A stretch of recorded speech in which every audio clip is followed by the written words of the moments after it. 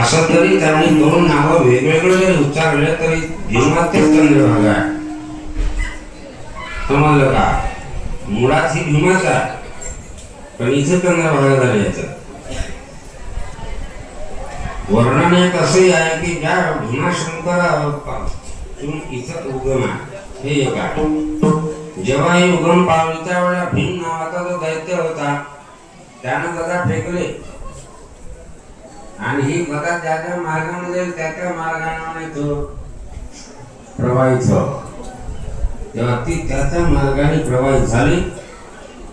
भीम दैत्याने तशा प्रकारचे आज्ञा केली. भीमा शंकर वरून इथं उगम आहे म्हणून भीमा.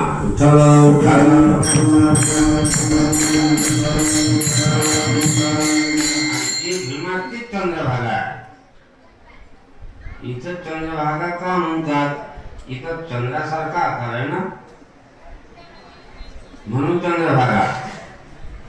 दुसरं असं की ज्या वेळेला चंद्राला शाप मिळाला होता, गौतमाने शाप दिला होता चंद्राला, या चंद्राने भानगड करून ठेवली होती.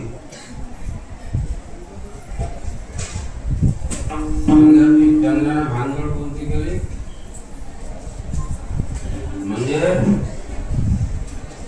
त्यांना बृहस्पतीची जी पत्नी होती ना तारा, ती आपल्या घरी आणली होती आणि त्यामुळे तो शाप झाला होता. आपण ऐकून आहात, बहुतेक ते प्रमाण बहुतेकांना माहिती आहे. इंद्रा पडली भागे चंद्रधरा प्रमाण, इंद्रा पडली भागे चंद्रधरा प्रमाण, इंद्रा पडली भागे चंद्रधरा प्रमाण, इंद्रा पडली भागे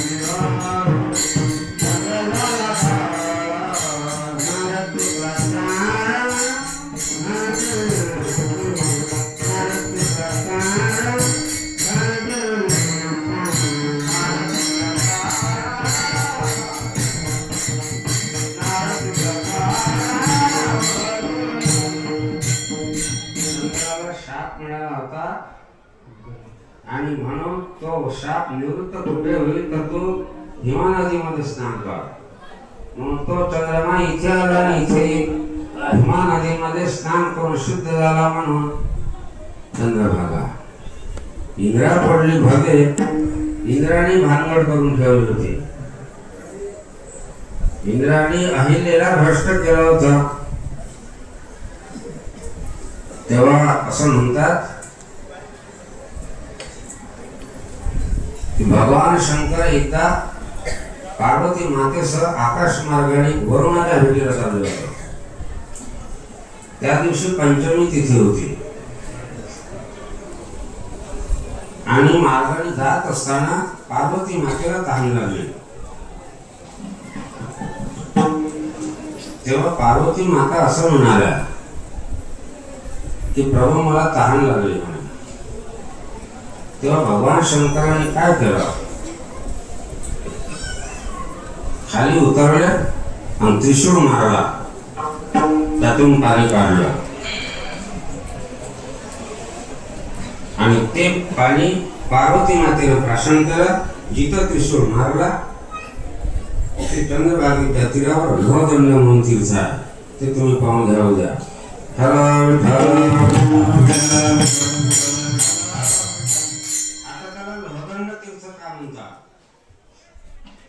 ज्या वेळेला गौतम अहिल्याला भ्रष्ट करतो तेव्हा शुद्ध होण्याकरता मी काय करावं असं जेव्हा त्यानं भगवान शंकर ब्रह्मदेवाला विचारलं तेव्हा त्यांनी त्याला एक लोखंडाचा असा मोठा दंड दिला. हा जिथं तरंगत तिथं स्नान करतो शुद्ध होशील म्हणून तो त्याने लोहदंड घेतला आणि तो अनेक ठिकाणी अनेक कुंडामध्ये गेला स्नान करायला, पण कुठेच नाही तरंगला. ज्या ठिकाणी भगवान शंकरांनी त्रिशूळ मारून पाणी काढलं होतं पार्वती करता तो इथे आला या कुंडात आणि इथे तो दंड जेव्हा टाकला तसाच तरंगला. मग याला म्हणतात लोहदंड तीर्थ. हलन हलन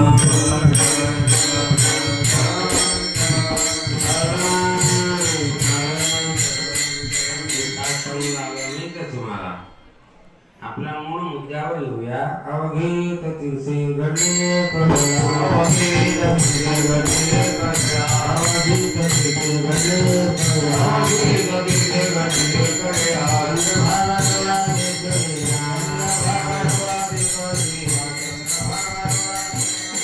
चंद्रभागेचा महिमा असा आहे की तिला नुसतं डोळ्याने जरी पाहिलं तर अवघे तीर्थ घडले. कोणी म्हणे हे अतिशयोक्ती बोलणार, संत महात्मा अतिशयोक्ती नसतं बोलत. समजलं का? जे बोलतात ते सत्य बोलतात. इथे प्रश्न श्रद्धेत आहे दादा. श्रद्धा असेल तर तुकोबा म्हणतात ते अगदी सत्यच आहे, त्यात ते फळ तुमच्या पदरात पडणेच आहे. श्रद्धा नसेल तर तुम्हाला काही मिळत नाही. चंद्रभागेत स्नान काय आणि घरचं स्नान काय सारखंच आहे.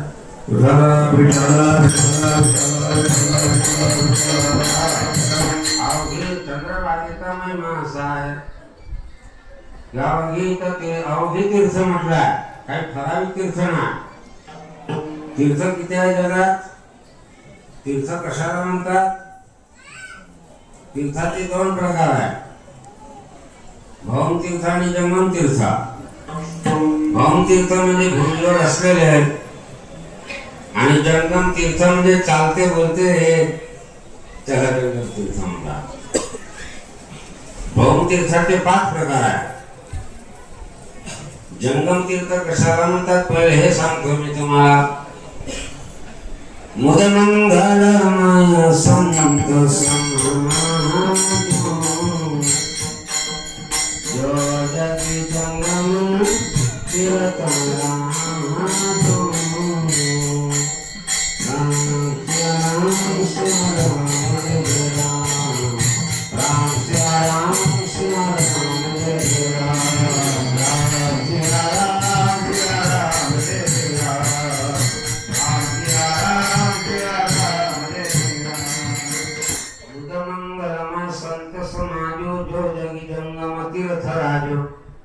संत महात्मे हे जंगम तीर्थ आहे, कारण ते चालते बोलते आहेत. ज्ञानेश्वर माऊलींनी प्रसाद करण्याच्या वारीमध्ये असं म्हटलंय, चला कल्पतरूंचे अरब चेतना चिंतामणीचे गाव बोलते जळणावर पियुषांच चंद्रमे जलांचन मातंडजे तापहीन ते सर्व सदा सज्जन सोय होतो. बरोबर जंगम तीर्थ हे बरोबर लक्षात ठेवा.